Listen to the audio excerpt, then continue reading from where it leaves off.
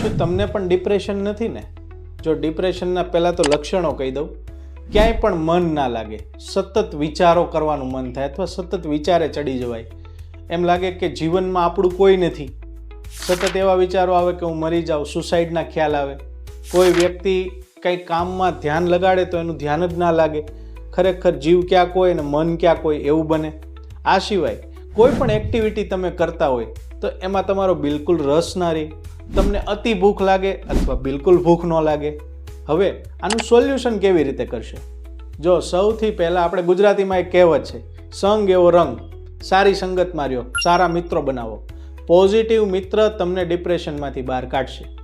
Second, જો તમે married હોય તો તમારા લાઈફ પાર્ટનરને એક સારો મિત્ર બનાવો અને એની સાથે વાતો શેર કરો. ત્યાર પછી કોઈ પણ ગાર્ડનમાં જાઓ, બગીચામાં જાઓ, એવા પબ્લિક પ્લેસમાં જાઓ જ્યાં ઘણા બધા લોકો છે અને એ માહોલને એન્જોય કરો. તમારું ભાવતું ભોજન જમો. બિંજ ઇટિંગ એટલે કે અતિ ના ખાઓ. ધીમા અવાજે તમારું ફેવરિટ મ્યુઝિક સાંભળો. આ સિવાય કોઈ પણ એક્ટિવિટીમાં વ્યસ્ત રહો.